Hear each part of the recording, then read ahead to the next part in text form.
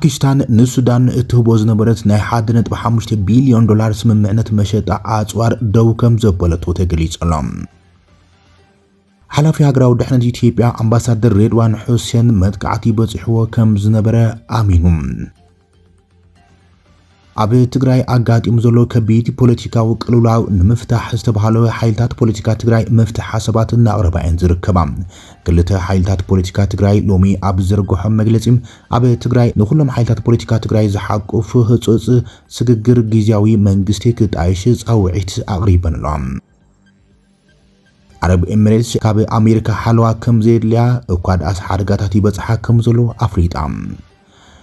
ኣዛዝ ሰራዊት ሱዳን ጀነራል ዓብዱልፈታሕ አልቡርሃን ኣብ ሰሜናዊ ክልል ከዲዑ ካብ RSF ናብ ሰራዊት ኢዱ ንዝሃበ ጀነራል ናይ ግሉ መኪና ከም ዝሸለሞ ተገሊጹሎም። እዚ ከም ኢሎም ከሎ ኣብ መንበር ቤት ምኽሪ ላዕላዊ ሱዳንን ኣዛዝ ሰራዊትን ጀነራል ዓብዱልፈታሕ አልቡርሃን ናብ ንግስነት ስዑድ ዓረብ ተጓዒዞም ምስ ልኡል መሐመድ ቢን ዛይድ ምስ ልኡል መሐመድ ቢን ሳልማን ተራኺቡ ኣብ እዋናዊ ጉዳያት ዘትየሎም። ስርዓት ኤርትራ ንምፍራስ ወተሃደራዊ ክንፊ ተጣይሹም። ካብ ትግራይ ሆራይዘን ሰላምታና ኣብ ዘለኹም ይብጻሕኩም ነዞም ሓደሽቲ ዘተኣኻኽብናይ ምዕባለታትን እዋናዊ ዜናታትን ብዝርዝር ክንነግረኩም ኢና። ሰብስክራይብ ላይክ ሼር እንዳገበርኩም ዜናታትና ክትከታተሉ ንዕድመኩም።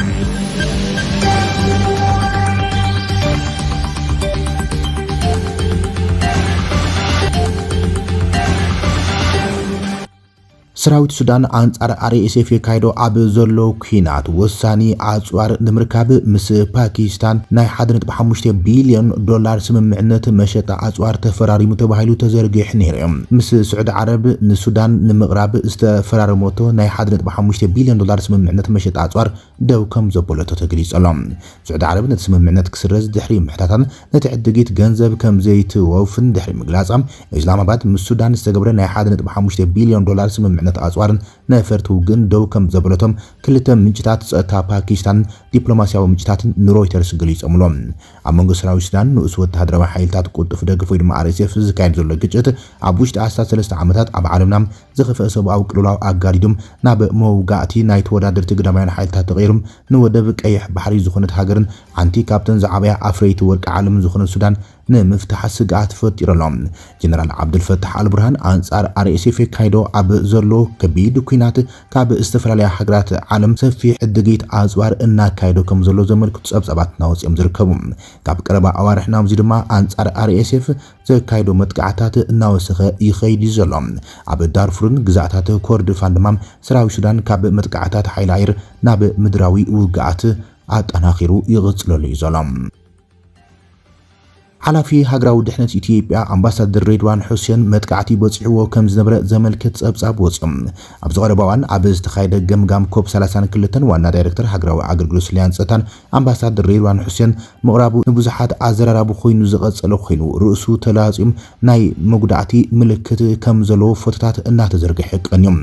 ኣምባሳደር ሬድዋን ሁሴን ነቲ ፎቶ መሰረት ገይሩ ኣብ ዝሃቦ መብርሂም ነቲ ዘጋጠመ መጥቃዕቲ መሰረት ገይሩ ግልጺ መብርሂ ሂበሎም። ኣምባሳደር ሬድዋን ብዛዕባቲ ኣጋጢምኒ ዝበሎ ፍጻመ ሓበሬታ ካፊሎም። ቅድሚ ክልተ ሰሙን ኣብ ሃገራዊ ዋዕላ መሳሕ እንዳበላዕና እንከለና ንፋስ ንምክልኻል ዝውዕል ዝነበረ ናይ ዕንጨይቲ መከፋፈሊ መንደቕ ካብ ሚዛን ወዲቖም ኣብ ሕቑፊ ኢደይ ወዲቖም እቲ ስንጥቕ ገፊሕ ስለ ዝነበረ እቶም ሓኻይም ንገለ ክፋሉ ከውፅዎ ነይሮም። እቲ ሙሉእ ነገር እንተዝኸውን ይሓይሽ ኢለ ሓሲቦም ቆልዓን ከለኹ እንደገና ምስ ረኣኽዎ ኣይጸላእኽዎን መሓዙተይ ከይተረፈ ዋዛ እዩ ኢሎምኒ። ብናታቶም ትዕዝብቲ ርእይቶ ተተባቢዕ ድማ ቁሩብ ብዝተፈለየ መንገዲ ክፍትኖ ወሲነ ይብል። እዚኡ እቲ ዘጋጥመኒ ኣብ ሆስፒታል ኣሚን ድማ ተሓኪመም ንሕክምና ይኹን ስራሕ ናብ ወፃኢ ሃገር እኳ ኣይከድኩን ሓዱሽ ነገር የለን ኢለ ስለ ዝሓሰብኩም ዋላ ሓንቲ ይበልኩን እዮም። ብዝኾነ ምስገናይን ክብረተይን ነብቶም ብዛዕባ ድሕነተይ ዝተጨነቑም ክገልጽ ይደሊ ክብል እዮም ነቲ ዘጋጥሞ መጥቃዕቲ ተፈጥራዊ ምዃኑ ብምግላጽ መብርሂ ሂብሎም። ብስንኪ ህወሓት ዝሕለፎ ውሳነ ስዒቡ ሓይልታት ፖለቲካ ትግራይ ከቢድ ስጋኣትን ተቃውሞን እናገለጹም ዝርከቡ። ሓይልታት ፖለቲካ ትግራይ ኣብ ትግራይ ኣጋጢሙ ዘሎ ፖለቲካዊ ቅልውላው ንምፍታሕ ህጹጽ ናይ ጊዜያዊ ስግግር መንግስቲ ንክትዓሽም ጻውዒት ዘቕርብ ዘሎም ውድባት ናጽነት ትግራይን ከምውን ሳልሳይ ወያነ ትግራይ ኣብ እዋናዊ ኩነታት ውሳነ ህወሓት መሰረት ብምግባር ተቃውሞን ገሊጸሎም ውድብ ናጽነት ትግራይ ኣብ ዘርግሑ መግለጺ ካብ ሰናይ ጎሓቱን ስምምዕነት ሰላም ፕሪቶሪያ ከም ኣማራጺ ዘይብሉ ኣማራጺ ተቐቢሎም ንሙሉኡን ፍትሓውን ተፈጻምነቱን ብትሪ እናተቃለሰ ከም ዝመጸ ዝፍለጥ እዩ ዝበለ ኮይኖም ይኹን እምበር ከም ህዝቢ ብሄራዊ ሓድነት ዓቂብና ናይ ምድርዳር ዓቕምና ሓፈቢልናን እዚ ስምምዕነት ከይንፍጽምን ብቁልጥፍ ናብ መረጻ ከይንሳገርን ኩሉ ዓይነት ዕንቅፋት እናፈጠረ ህዝቢ ትግራይ ናተይ ዝብሎ መንግስቲ ከይህልዎ እናገበረን ዝመጸ ጉጅለ ህወሓት ሎሚ ድማ እቲ እንኮኑ ትግራይ ምስ ማሕበረሰብ ዓለም ዘራኽባ ስምምዕነት ሰላም ፕሪቶሪያ ብቃልዕ ዝጥሕስ ብቐጥታዊ ናብ ጎነጽ ዘእቱም ቅድሚ ስምምዕነት ሰላም ፕሪቶሪያ ዝነበረም ምንተ ሰላም ተባሂሉ ኣብ ቅድሚ ዓለም ብስምምዕነት ዝፈረሰ መንግስቲ መሊሰልኹ ዝብል ሓላፍነት ዝጎደለን ኣዝዩ ሓደገኛን ውሳነ ከም ዝወሰነ ገሊጹ ኣለውናት ውድብ ናጽነት ትግራይ ነዚ ውሳነ ከም ዝኹንነን ብትሪ ከም ዝቃለሰን ድማ ገሊጸሎም ንረብሓ ህዝቢ ዘይኮነስ ንህረፍ ስልጣን እዚ ጉጅለ ተባሂሎም ዝተወሰነ ሕጋውነት ዝጎደሎም ፖለቲካዊ ኪሳራ ዘብዝሕ ዲፕሎማሲያዊ ተነጽሎ ዘምጽም ህዝቢ ይኹን ፖለቲካዊ ሓይልታት ትግራይ ዘይፈልጥዎም ሓላፍነት ዝጎደለን ፍጹም ቅቡልነት ዘይብሉን ምዃኑን ክንገልጽ ንፎቲ ኢለለውናት ናይ ሓጽር ግዜ መርገጺ ውድብ ናጽነት ትግራይ ግልጽ ዝበለት መግለጺ ቀዳማይ ሓቋፋይ እሙን ቅቡል ናይ ምድርዳር ዓቕሙ ዘሎ ጊዜያዊ ምምሕዳር ምትካል ስምምዕነት ሰላም ፕሪቶሪያ ብሙሉእነትን ብፍትሓውነትን ምፍጻም ናብ መረጻ ምስጋርን ላዕላዊ መንግስቲ ምትካልን እዮም ኢሎም በዚ መሰረት ድማ ኩሎም ፖለቲካውን ሲቪላውን ውዳበታት ከምኡን ሓይልታት ጸጥታ ትግራይ ካብ ውድባዊ ሽኩታን ጎናዊ ተኽንን ወፂና ህዝብናን ዓድናን ንምድሓን ክንሓብር ኣብ ምፍጻም ስምምዕነት ሰላም ፕሪቶሪያ ዘለው ጸገማት ፈሊናም ነተፈጻምነቱ ክንተግህን ብዘይ ኩናት ብዲፕሎማሲያዊ ጸቕጢም ሕቶታት ህዝብና ክምለሱን ናይ ምግባር ግዘም ሕዚ ምዃኑ ተገንዚብና ብሓባር ክንሰርሕ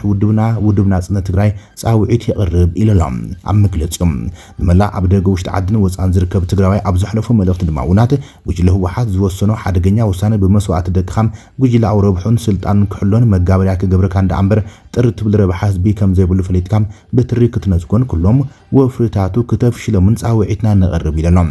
ማሕበረሰብ ዓለም ድማ ስምምዕነት ሰላም ፕሪቶሪያ ብእዋኑ ምፍጻም ንዘይተደላዩ ኩናት ምኽንያት ምስኣን ስለዝኾነም ንተፈጻምነት ስምምዕነት ዲፕሎማሲያዊ ጸቕጢ ካሒል ድማ ጻውዒት ተቕሪበሎ ውናት ኣብ ዘርግሑ መግለጺ ውድብ ሳልሳይ ወያነ ትግራይ ብወገኖም ሕዚ ተፈጢሩ ዘሎ ኩሎ መዳውን ናብ ሙሉእ ጥፍኣት ዘምርሕ ዘሎን ህወሓት ወለድ ውድቀት ትግራይ በቲ ጸንሕ መንገዲ ንምፍታሕን ንምርዳእን ምፍታን ዝቀላጥፍ ከይዲ ጥፍኣት እምበር ዝጎድል ጸገም ትግራይ የለን ኢሎም ፈለግ መዋጽኦ ትግራይ ድማ ኣብ ኣካባቢ ከይዲ ብሄራዊ ሓሳብ ትርንዕ ውዳብን ቅቡል ትካልን እምበር ስልጣን ከም ናይ መወዳእታ ሸቶ ዝገብሩን ጉጅላውን ውልቃውን ረብሓታቶም ልዕሊ ህላዊ ትግራይ ስሪዖም ብሄርና ናብ መቃብር ከውርዱ ብዝተጎም ብድሕረይ ዳንዴር ኣይትብቆላታት ኣይኮነን ኢሎም ብምዃን እውን ይብል ሳዕወት ኣብ ትግራይ ተፈጢሩ ዘሎ ኣዝዩ ሓደገኛ ናይ ጥፍኣት ኩነት ዓድና ንዓውደ ኩናት ህዝብና ንብተናም ብሄርና ንጥፍኣት ዝዳርግ ብምዃንም እዚ ብድምር ውጽኢቱ ጥፍኣት ዝካየድ ከይዲ ደው ንምባል ኢሉውን ህዝብናን ዓድና ንምድሓን ኩሉ ኣገባባት ሰላማዊ ፖለቲካዊ ቃልሲም ክሕይል ይግባእ ኢሎም ኣብ ትግራይ መንግስታዊ ስልጣን ንምሓዝ ሕጋውን ፖለቲካውን ቅቡልነት ዘለዎ ዝኾነ ትካል ውዳበ ውልቀ ሰብ የለን ዝበለ ሳወት ስለዝኾነ እውን ዝጠልቦ መዋጽኦ ንኩሎም ሓይልታት ፖለቲካ ትግራይ ብማዕርነት ዘሳትፍ ሓቋፋይ ብሄራዊ ዘተቢሎም ብዝጣይሽ ጊዜያዊ መስጋግር መንግስቲ ኢሎም ኣብዚ ወጻኢ ስልጣን ንምቁጽጻርን ንምባሓትን ዝግበር ሓይለ መንጣዊ ከይዲ ጉጅለታትን ውልቀ ሰባትን ፍጹም ተቐባልነት ይብልን እዚ ኣገባብ ኣቢሉ ዝጣይሽ ናይ ጉጅለታትን ውልቀ ሰባትን ምምሕዳር ሕጋዊ ሞራላውን ፖለቲካውን ቅቡልነት ኣይክህልውን ኢሎም ስለዝኾነ ትግራይና ኣትያቶ ካብ ዘላ ናይ ጥፍኣት ረግረግ ንክትወጽም ዝኾነ ኣካል ብፍሉይ ዝወስዶ ሓላፍነት ስለዘይኮነም ህላውን ቀጻልነትን ትግራይ ዝቐደመ ደቂ ትግራይ ብፖለቲካዊ ሓጹር ከይተገደቡን ሕዚ ዝተኣታተው ዘለው በተንቲ ተረኻት ትሕተ ትግራይ ከይተዓንቆፉን ዓድን ህዝብን ናይ ምድሓን ሓበራዊ ታሪኻዊ ሓላፍነቶም ክዋጹ ብጥቡቕ ነተሓሳስቡ ኢሎም ብተወሳኺ እቶም ልዕሊሎም ዝተረቑሑ መሰረታዊ ነጥብታት ተግባራዊ ንምግባር ኩሉ ወገን ክረባረብ ጻውዒትና ነቕርብ ክብል እዮም ሳልሳይ ወያነ ትግራይ ጻውዒቱ ኣቕሪቡ ዘሎ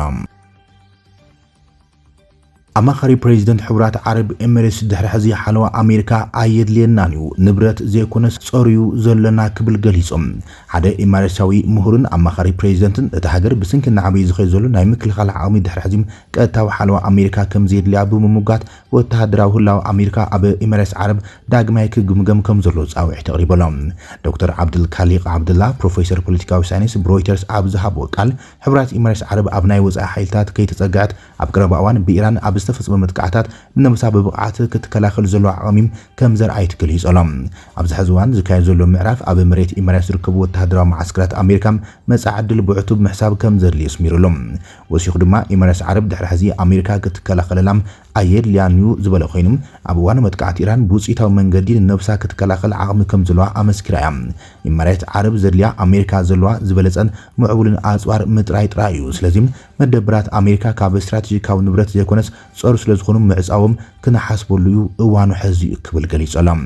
عبد الله بتوسخي قصال هلاو مدبرات امريكا نيمرس عرب قطاوي ودب اب زيكونتلو زباو ግጭታት كأتوا كم زخلت انقلام اب متنخار هاغراو عقمتاتن معبول اصوراتن تخرت مغبار كاب ناي وصاي وتهدراو هلاو معقب زياده طغامي كم زخون ገሊጾሎም بريزيدنت جنرال عبد الفتاح البرهان اب سيمناو كلل كاب سلطانو زتعالين كحيدو كاب RSF كحيدو ناب سراوت ايدو زهبن عالقوبا تقبلوام على في بيت مخرج العلوان السودان عبد الفتاح البرهان زحلف سنبت اب سمناو غزات هاجر كاب نس وتهدراو حيلات قطف دغف RSF زهادمم لعلوي ازازي تقبلم زيما تنتنتي اب زحلف اوارح كاب تججله كاب زتفنجلم اگدستي جنرالات حدا مخانو غليصمم بسفيحو عالقوبا بزبل شم زفلات ميجر جنرال النور احمد ادم كاب كباب كتوم سمين دارفور دحري هاديمو ناب دونغولا اتيم اب مايزاك لش انشرانسن اب استلعله قصال ግጭት ሱዳን اب ውሽጥ RSF اب ዘሎ ተአማነት ሩኢ ለውጢ ከም ዝርአየ ዘመልክት ይተባሃሎም በመሰረት ጸብጻብ አልጀዚራን አልዓረቢያን ብርሃን ምስለ ዓለወት ወተሃደራውያን ሰበስልጣን ናአልቁባን ምስ ዝነብሩ ሓይታትን በወግዒ ተቀቢሎምሎም እቲ ሓላፊ ሰራዊት ሱዳን ተአዛዚ ናይ ውልቁ መኪኑ ከም ናይ ምስጋና ምልክቱን ከም ህያብ ከም ዝሃቦ ተገሊጸሎም ጀነራል አልቁባ ከም መስራቲ አባል RSF ዝቁጸር ኮይኑ አብ ኤልፌሽር ምስ ከም በዓል አሊ ያዕቆብን ዘመድ መራሒ RSF መሐመድ ሐምዳን ደጋሎ ዝኣመሰሉ ፍሉጣት ሰባት RSFን አብ ውግ ሓዊሱ አብ ዓበይቲ ውግኣት ቁልፍ ተራዙ ተጻውተዮም ሱዳን ትሪቡን ዝተቆሰሙ ወተሃደራውያን ምጭታት ከም ዝገለጽዎም እቲ ምክሓድ እቲ ጀነራል አልቁባ ንወተሃደራዊ ኣማሓዳሪ ሰሜን ዳርፉር ዕሽሽ ምስ ተባሃለም ኣብ ውሽጥ RSF ዝተፈጠረ ውሽጣዊ ዘምርዳእ ስዕቢ ተባሂሎም እቲ ስልጣን ኣብ ክንዱ ንኢብን ሹክ ድሕሪ ውድቀት ኤልፋሽር ኣብ ጥቅምቲ 2025 ዝተዋሃበ ኮይኖም እሱ ግምት እዚ ብስንኪ ምግላልን ኣብ ልዕሊ ሰራዊቱ ኣድልዎ ዝመሎም ኣተሓዛዝ ፍጸም ዝነበረ ጥራዓን ከም ዘዕምቆ ተነጊሮሎም ብተወሳኺ እቶም ምንጭታት ከም ዘመልክትዎ አልቁባም ብትሽዓተ መይዛ ካብታ ኣብ ጥቃ ኩቱም እትርከብ ሳጉም እጽዋዕ ከተማ ከም ዝሃደመን ካብ ኤልፌሽር ብዓመዝ ተኸሲሱን ከኣስሮን ናብ ኒያላ ከሰጋግሮን ካብ ዝተላኸ ኣሃዱ RSF ብጸቢብ ከም ዘምለጠዮም እትጸብጻበ ኣመልኪቱ ዘሎም እዚ ከም ዝልም ከሎ ድማ ፕሬዚደንት ባይቶ ላዕላዊ ስግግር ሱዳን ዝኾነ ጀነራል ዓብድልፈታሕ አልቡርሃን ምስ ልኡል ዘውዲ ስዑድ ዓረብ መሐመድ ቢን ሳልማን ኣብ ቤተ መንግስቲ ጅዳ ሓብራዊ ዝርብ አካይዶም ኣብ ወንበር መሰጋግር ላዕላዊ ሱዳን ዋና ኣዛዚ ዕጡቕ ሓይልታትን ሰራዊት ሱዳን ዝኾነ ሌተናንት ጀነራል ዓብድልፈታሕ አልቡርሃን ኣብ ስዑድ ዓረብ ጅዳ ኣትዮም ኣብ ንጉሳዊ ቤተ መንግስቲ ብናይ ንግስነት ልኡል መሐመድ ቢን ሳልማን ቢን ዓብድልዓዚዝ አል ስዑድ ልኡል ዘውድን ቀዳማይ ሚኒስትርን ድሙቕ አቀባብላ ገይሮምሎም ኣብ መንጎም ክልቲኣዊ ወገናት ሓብራዊ ኣኼባ ዝተኻየደ ኮይኑ ኣብዚ እዋን እዚ መስርሕ ክልቲኣዊ ዝምድናታት ንምጥንኻርን ምትሕባር ክልቲና ሃገራት ንምስጓም ዘሎ ተስፋታትን ዳግም ገምጊሞም ተባሂሎም ኣብ ወንበር ቤት ምክሪ ላዕላውነት ሱዳንን ንግስነት ስዑድ ዓረብን ሱዳን ብኩሉ መዳያት ኣብ ምድጋፍ ዘለዋ ትራም ብምድኣድ ምስገኑ ገሊጾሎም ሱዳን ምስ መንግስትን ህዝብን ንግስነት ስዑድ ዓረብ ኣንጻር ቲም ንጸጥታን ምርግጋዕን ኢላማ ዝገብሩ ኣርሚናዊ መጥቃዕታት ዘሎ ምትሕጋዝ ደጊም ብምግላጽ ሱዳን ነቲ ኢራን ኣብ ልዕሊ ንግስነት ስዑድ ዓረብ ዝፈጸመቶ መጥቃዕታት ብምኹናን ገሊጹሎም ኣብታ ኣኼባ ብዛዕባ ድሕነትን ምርግጋዕን እቲ ክልል ብፍላይ ድማ ዞባ ቀይሕ ባሕሪ ተዘራሪቦም ሌተናንት ጀነራል ዓብድልፈታሕ አልቡርሃን ሱዳን ኣብ ስዑድ ዓረብ ንዝርከቡም የሕዋታ ኩሎም ዓይነት ደገፋት ክትገበር ድልውቲ ምዃና ገሊጾሎም ድሕነት ንግስነት ዘይነጻጸለ ኣካል ድሕነት ሱዳን ምዃኑ ብምግላጽ ኣብ ትሕቲ ሓላዋ ክልተ ቅዱሳን መሳጊድ ንጉስ ሳልማንን ቢን ዓብድልዓዚዝ አል ስዑድን ልኡል ዘውዲኡ መሐመድ ቢን ሳልማን ዝሰርሕዎ መሪሕነት ንኢደሎት ጀነራል ልኡል መሐመድ ቢን ሳልማን ብወገኑ ንዑደት ኣብ ወንበር ባይቶ ላዕላዊ ሱዳን ብሓጎስ ብምቕባል ዕምቆት ታሪኻዊ ዝምድና ክልቲና ኣሕዋት ሃገራት ኣስሚሮሎም ሱዳን ኣብ ልዕሊ ንግስነት ስዑድ ዓረብ ዘለዋ ደገፍ መርገጽን ምስኣ ዘለዋ ምትሕብባርን ኣድናቆቱ ገሊጹሉ ትልኦል ክልቲኦም ወገናት ዞባዊ ጉዳያት ብዝምልከት ኣብ መንጎ ክልቲና ሃገራት ጽዑቕ ምምኻርን ምዋሃድን ንምቕጻል ዘሎ ምቆራጽነት ተረጋጊጾም ኣብ ወንበር ቤት ምክሪ ላዕላዊ ሱዳን ኣብ ዑደቱ ሚኒስትር ጉዳያት ወጻኢ ኣህጉራዊ ምትሕብባርን ኣምባሳደር ማሂ ኤልዲን ሳሌም ዳይሬክተር ሓፈሻዊ ኣገልግሎት ስልያ ሌተናንት ጀነራል ኣሕመድ ኢብራሂም ሙፍዳልን ተዓጂቦም ኣምባሳደር ሱዳን ኣብ ንግስነት ስዑድ ዓረብ ኣምባሳደር ዳፋላ አልሓጂ ዓልውን ኣብቲ ልኡኽ ተጸምቢሮም ኣለዉ ይብል ጸብጻብ ሃገራዊ ዜና ሱዳን ሱና ስርዓት ኤርትራ ንምፍራስ ወተሃደራዊ ክንፊ ተጣይሹ ኤርትራዊ ዓፋር ሃገራዊ ጉባኤ ነቲ ህላዊ ስርዓት ኤርትራ ብዕጥቃዊ ቃልሲ ንምፍራስ ወተሃደራዊ ክንፊ ከም ዘጣይሸ ኣፍሊጦሎም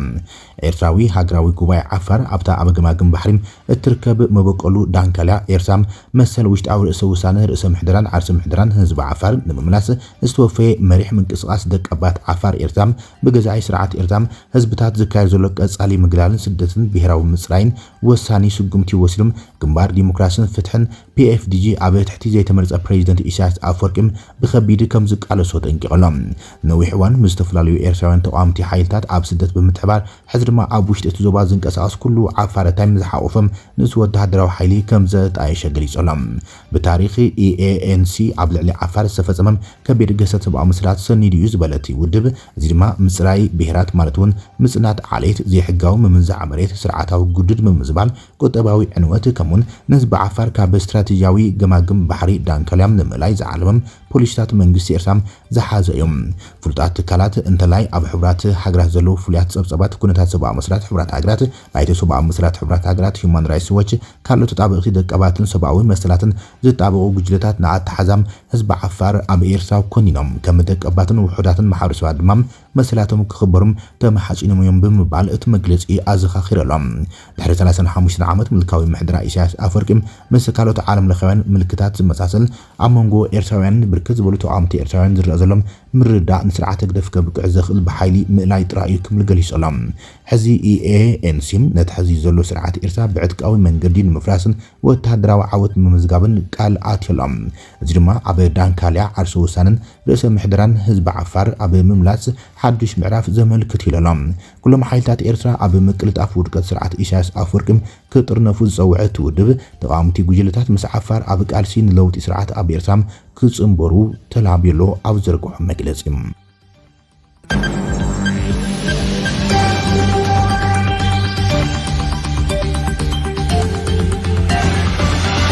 ክቡራትን ፍትዋትን ተኸታተልቱ ዜናታትና ናይ ሰዓት ዝበልናይ መሓደሽቲ ምዕባለታትን እዋናዊ ዜናታትን ኣብዛዚምና ኣለና ንስናይ ምክትታልኩም ንመስግን ሰላም